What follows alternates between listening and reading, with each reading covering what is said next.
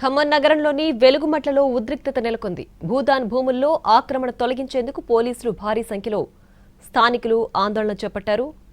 7 సంవత్సరాల నుంచి భూదాన్ భూముల్లో పలువురు ఇళ్లు నిర్మించుకున్నారు. ఇళ్లను తొలగించాలని ప్రభుత్వం నిర్ణయించడంతో కొందరు కోర్టుకెళ్లారు. వారిని మినహాయించి మిగతా ఇళ్లను ఖాళీ చేయించేందుకు పోలీసులు ప్రయత్నించడంతో స్థానికులు అడ్డుకున్నారు. ఇళ్లను తొలగించేందుకు పెద్ద సంఖ్యలో జేసీబీలు రావడంతో వాటికి అడ్డంగా పడుకున్నారు బాధితులు. అయినప్పటికీ పోలీసులు వారిని చెదరగొట్టి ఇళ్లను తొలగిస్తున్నారు.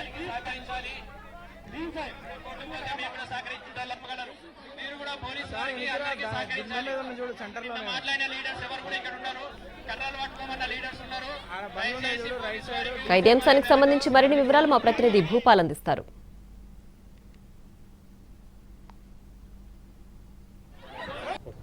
ఖమ్మం నగరానికి ఆనుకుని ఉన్న వెలుగుమట్ల గ్రామ పంచాయతీకి సంబంధించి భూదాన్ భూములు, ఈ భూముల్లో అనేక మంది 2018లో ఇండ్లు కట్టుకున్నారు. ఆ రోజు ఇవన్నీ కూడా ఖాళీ ప్రదేశాలు ఉండటంతో అప్పుడు 2018లో ఇండ్లు కట్టుకోవడం జరిగింది.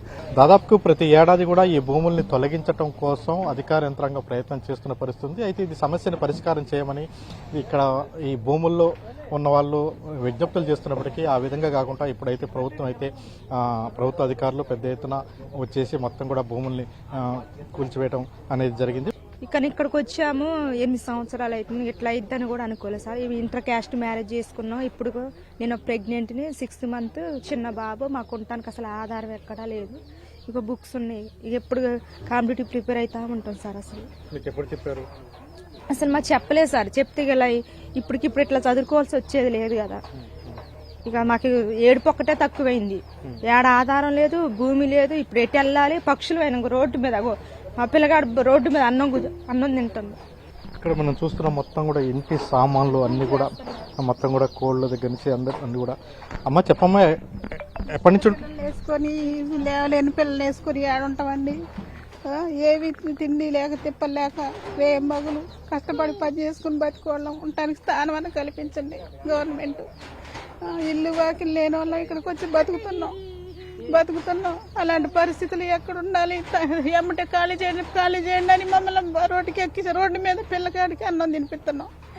కనీసం ఇంత దేన స్థితి గవర్నమెంట్ మా మీద కొంచెమన్నా జాలి దయ చూపియాలండి. కొంచెం పేదల మీద, సాధువుల మీద.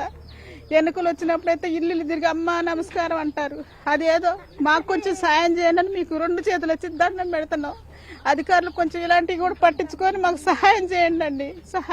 భూములు లేని వాళ్ళం, ఉద్యోగాలు సద్యోగాలు లేక వాళ్ళు చదువులు పూర్తి చేసి ఇలాంటి దీని స్థితిలో మమ్మల్ని మోసం చేశారు. ఇదిగో ఇత్తవా అదిగో ఇత్తవా అని ఉండదు పోయింది, ఉంచుకున్నది పోయింది అన్నట్టు ఇట్లా మోసం చేసి ఎవరికి వాళ్ళు తప్పించుకొని తిరుగుతున్నారు. ఇలాంటి క్లిష్ట పరిస్థితిలో రోడ్ల మీద ఉండి ఇలాంటి బట్టలను చదువుకొని అనాథాలకు రోడ్ల మీద పడిపోయి ఎట్లున్నాం సార్. కొద్దిగా మీరు కూడా పట్టించుకొని కొంచెం మాకు ఏదో ఒక సహాయం చేయాలని మేము పదే బతిలాడుతున్నాను. ఇదేనా ప్రార్థన ఆలకించండి. వీళ్ళందరూ కూడా పేదవాళ్ళు. అంటే పేదవాళ్ళు ఇల్లు లేకపోవడం వల్ల ఇక్కడ ఇండ్లు వేసుకున్న పరిస్థితి ఉంది. దీంతో చెప్పన్నా ఏంటి, మీరు ఎప్పటి నుంచి ఇక్కడ ఉంటున్నారు? సార్ గత 8 సంవత్సరాలుగా ఇక్కడే ఉంటున్నాం. ఇక్కడే మా బాబు ఇక్కడే ప్రెగ్నెంట్ అయింది, ఇక్కడే పుట్టాడు, ఇక్కడే స్కూల్కి వెళ్తున్నాడు. మళ్ళీ ప్రెగ్నెంట్, బెడ్ రెస్ట్. ఇప్పుడు ఎటు వెళ్ళలేని పరిస్థితి మాది. మాట్లాడదామన్నా దుఃఖం వస్తుంది. చూస్తున్నారు మీరు పరిస్థితిలో మేము ఎటు వెళ్ళాలో మాకు తెలియట్లేదు.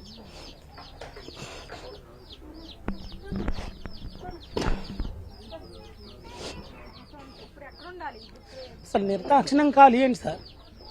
ఇంత దారుణమైన జీవితం ఎక్కడా లేదు. ఇది భారత రాజ్యాంగం మాకు వర్తించదా? మాకు నోటీసులు ఇవ్వరా? ఎక్కడ మేము మనుషులం కాదా? ఎక్కడైనా ఉండొచ్చు సార్. ఈ భారతదేశంలో ఎక్కడైనా నివాసం ఉండొచ్చు. జీవించే హక్కు ఉంది, స్వేచ్ఛ హక్కు ఉంది కదా. ఇదేనా స్వేచ్ఛ హక్కు?